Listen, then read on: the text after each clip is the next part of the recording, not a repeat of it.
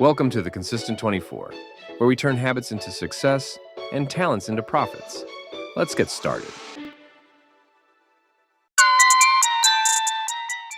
All right, so ready to unlock some potential.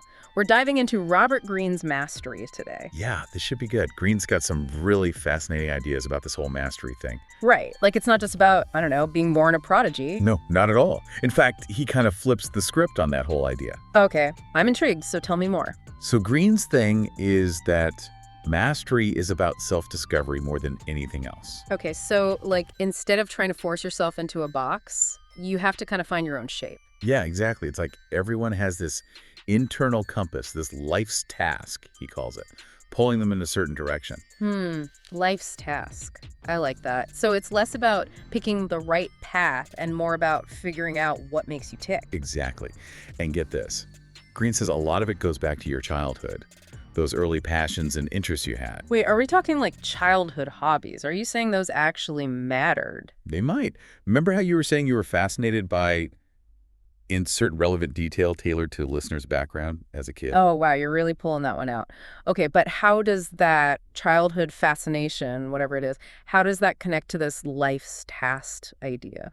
Think of it like clues, right? Hmm. Those early interests might be pointing you towards your natural inclinations, the things you're wired to excel at. Okay, so I shouldn't dismiss my childhood rock collection as just a phase. It's all connected. Think about Charles Darwin, not exactly a model student, right? But the dude was obsessed with collecting beetles and bones as a kid. And that led to, what, revolutionizing biology and our understanding of, well, everything. See, it's about those persistent fascinations.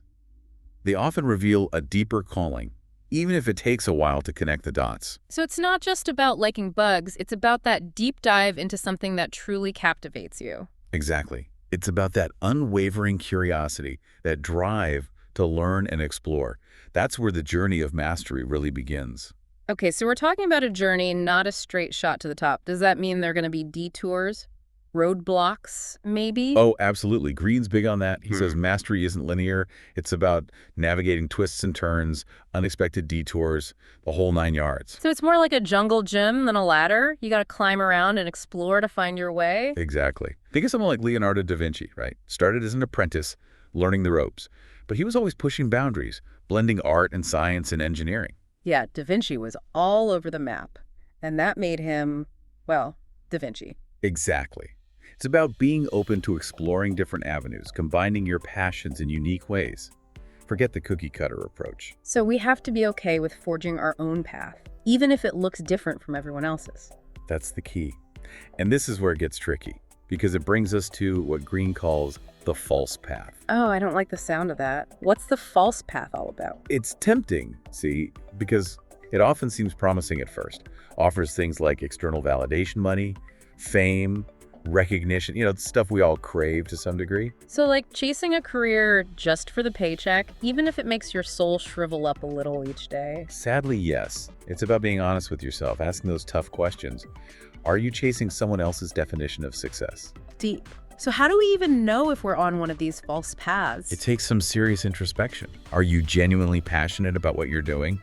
Or are you just in it for the external rewards, the applause, the status?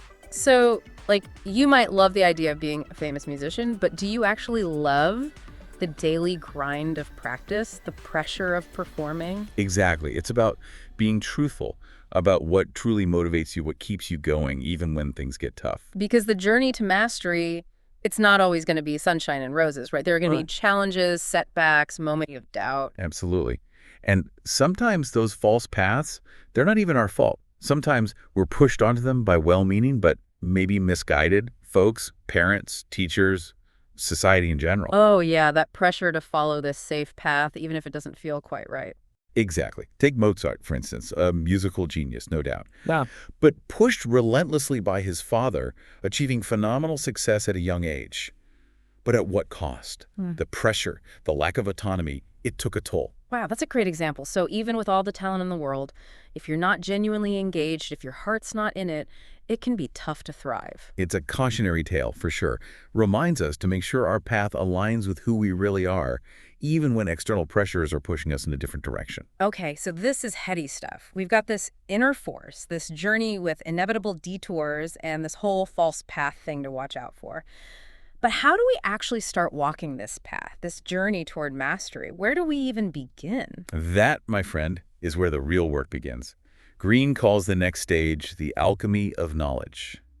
Okay, alchemy of knowledge. Now that has a nice ring to it. But where does it all start? Greene says it all begins with embracing something we often overlook, the power of apprenticeship. Apprenticeship, like becoming someone's protege, learning the ropes from a master. Exactly. But it's more than just fetching coffee and making copies, right? It's about immersing yourself in the field, developing a mindset of continuous learning and observation. So how do we even find the right apprenticeship? And what makes a great mentor, someone who can guide us on this journey? Let's explore that further. So we're talking about finding the right apprenticeship, the right mentor. It's like finding the right guide for a big adventure. It is. And when it comes to apprenticeship, Greene highlights this amazing story of Michael Faraday. Faraday, wasn't he like a scientific rock star? Yeah, one of the greats. But he came from really humble beginnings, no formal education, started as a bookbinder's apprentice. Wait, bookbinding? Not exactly the most obvious path to scientific discovery. Right. But see, that's the thing about apprenticeship. It's not about what you think you should be learning. It's about absorbing everything you can. So Faraday, he was using his apprenticeship to fuel his curiosity, even if it wasn't directly related to science. Exactly. He was learning, observing, experimenting in his free time, even built his own battery while working at the bookbindery. Talk about a side hustle. Okay, but what about mentorship? How did Faraday go from bookbinding enthusiast to, actual scientist? Well, he had this mentor, Humphrey Davy. Davy was a renowned chemist, and he saw something special in Faraday, gave him a chance, brought him into his lab. Okay, so Davy recognized Faraday's potential, even if Faraday maybe didn't see it himself yet. Totally. And that's what a great mentor does, right? They open doors, provide guidance, help you connect the dots in ways you couldn't on your own. It's like having a personal Sherpa guiding you up Mount Everest. They've been there, they know the dangers, they can help you reach the summit. Exactly. But here's the catch, and this is where Greene gets real. We need to be careful about putting mentors on a pedestal. Oh yeah, I've been there, done that, putting people on pedestals only to have them come crashing down. It's easy to do. We project our ideals onto them, especially when we're starting out. Totally. But how do we avoid that? How do we find mentors who actually live up to the hype? The ones who are the real deal? It's about being discerning, realizing that even the best mentors, they're human. They have flaws, make mistakes, are on their own journeys. Okay, so no idolizing allowed. But how do we square that with finding someone we admire, someone who inspires us? It's a balance. Yeah. Look for someone who embodies the qualities you respect, but remember, no one's perfect. Even the best mentors have room to grow. So it's like find someone who you can learn from, but also someone who's real, someone who's honest about their own struggles and failures. Exactly. Authenticity is key. Now, shifting gears a bit, along with apprenticeship and mentorship, Greene talks about social intelligence. Social intelligence, okay. Like being able to read a room, understand people's motivations. You got it. It's about navigating the human element, which, let's be honest, can be the trickiest part of any field. Oh, 100%. I've always thought that being able to read people, it's like a superpower. Right. And Greene argues that it's not just some innate talent either. It's a skill you can develop, like learning a new language. Okay, I'm all ears. What's the secret? How do we become fluent in social intelligence? Well, Greene talks about a few key strategies. What are the most important? Practicing empathy. And I don't mean just feeling sorry for someone. I mean really trying to see the world through their eyes. That's easier said than done. How do you even begin to do that, especially when you're dealing with people who have vastly different views, different backgrounds, different experiences? It starts with really listening. And I don't mean just waiting for your turn to speak. I mean actively paying attention, trying to understand where they're coming from. Okay, so active listening. I've heard that term before. What does that look like in practice? What am I doing differently when I'm actively listening? Think about it like this. It's more than just hearing the words.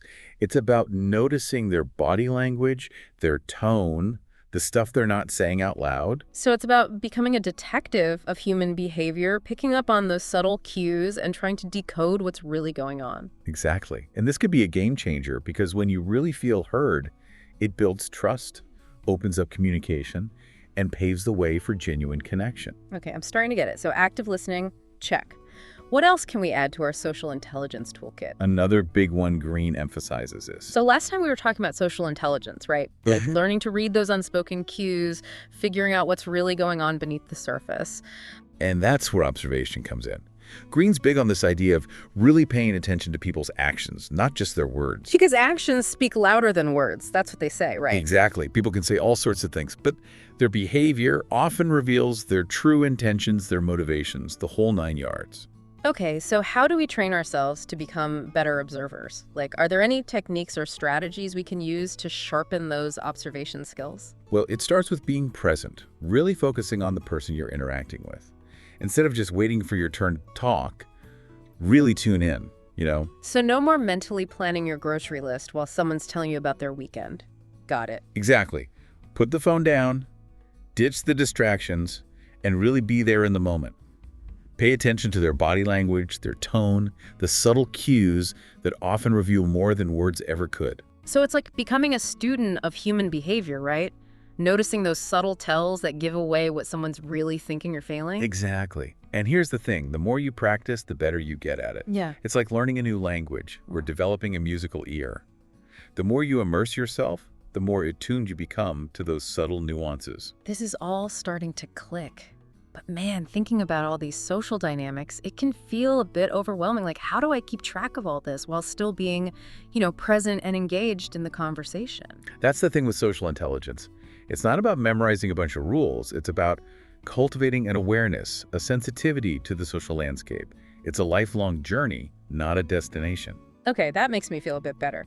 So it's less about achieving perfect social fluency and more about embracing the journey of becoming more aware, more adaptable, and more skilled in our interactions, right? Exactly. It's about constant learning and refinement. Yeah. But you know what? You're already doing it. Just by having this conversation, by being curious and willing to learn, you're already on the right track. Oh, I'm glad to hear that. So we've covered a lot of ground here with mastery, from those early childhood clues to the importance of mentors and the power of social intelligence. Where do we go from here? What's the final piece of the puzzle when it comes to achieving true mastery? This is where it gets really interesting. Greene calls the final stage fusing the intuitive with the rational. Ooh, okay, that sounds pretty deep. What does that even mean, fusing the intuitive with the rational? Break it down for me. Think about it like this. You've spent years studying, practicing, honing your skills, right? But then there's that magical moment when you stop thinking about all the technical stuff and you just do it. Like that feeling of flow where you're totally in the zone, lost in the moment. Time just seems to disappear. Exactly. That's the intuitive merging with the rational alarm. It's that deep understanding that goes beyond words, beyond logic even. So it's like trusting your gut, that inner voice that guides you based on years of experience and practice. Exactly. But here's the thing, that gut feeling, it's not some mystical force. It's the result of all that hard work, all those hours of practice, all those failures and successes that has shaped your understanding. It's like that 10,000-hour rule, but it's not just about putting in the time. It's about the quality of that practice, the depth of focus and engagement. 100%. And to really drive this point home, Greene tells this fascinating story about Marcel Proust, the author of In Search of Lost Time. Okay, Proust, I vaguely remember him from lit class. What's his story? Well, he was often dismissed as a bit of a dilettante, dabbling in different things, but never quite fitting in. But Proust, he marched to the beat of his own drum. He had this unconventional approach, this meticulous way of observing the world that allowed him to create this masterpiece of literature. So it's like, even though he wasn't following the traditional path, Proust's unique approach, his willingness to trust his own process, is what ultimately led him to create something truly remarkable. Exactly. And there's another crucial aspect of this final stage that Proust embodies perfectly, the idea of transcending narrow specializations. Okay, what does that mean in practice? It's about connecting the dots, seeing the bigger picture, understanding how the different parts of your field fit together as a whole. Like, you've spent years studying a specific species of bird, right? Their mating rituals, their migratory patterns, all that. Yeah. But to truly understand that bird, you need to zoom out, see how they interact with other species, how they're affected by the environment, the whole ecosystem. So it's like taking a step back, looking at the forest instead of just focusing on one tree. Precisely. And this requires a willingness to be a lifelong learner. to stay curious, to venture beyond the familiar and explore new territories of knowledge. This is all making so much sense. So, just to recap, true mastery, it's about this beautiful fusion of deep practice, intuitive understanding, and a willingness to connect the dots and see the bigger picture. But what can we as individuals do to cultivate these qualities and, actually embark on our own journeys toward mastery? That's the million-dollar question, isn't it? And Greene's big takeaway is this. There's no one-size-fits-all answer. Mastery is not a destination, it's a process, an ongoing journey of learning, growth, and self-discovery. It's about constantly pushing ourselves beyond our comfort zones, embracing those inevitable setbacks as opportunities for growth, and never losing that sense of curiosity and wonder. So it's like we're all on this grand adventure with its unexpected twists and turns, and the journey itself is just as important as the destination. Exactly. And the beauty of this journey is that it's uniquely yours. No two paths are the same. Embrace your individuality, your unique talents and passions, because that's what will ultimately guide you towards your own version of mastery. This has been an incredible deep dive. We've explored Robert Greene's mastery from cover to cover, uncovering those timeless strategies and inspiring stories of those who dared to chase their own paths to excellence. But more than that, I think this deep dive has given us the tools and inspiration to actually embark on our own journeys toward mastery, whatever that may look like for each of us. Couldn't have said it better myself. Remember, the journey of 1,000 miles begins with a single step, right? So take that first step, embrace the unknown, and never stop learning and growing. You might just surprise yourself with what you're capable of achieving. And on that note, we'll wrap up this deep dive into mastery. We hope you found it as insightful and inspiring as we did. Until next time, keep exploring, keep learning, and keep unlocking your full potential. Thanks for tuning in to The Consistent 24. If you found value, subscribe and leave a review. Remember to check the synopsis for more free ways to unlock your potential and build profits. The Consistent 24, just listen to learn.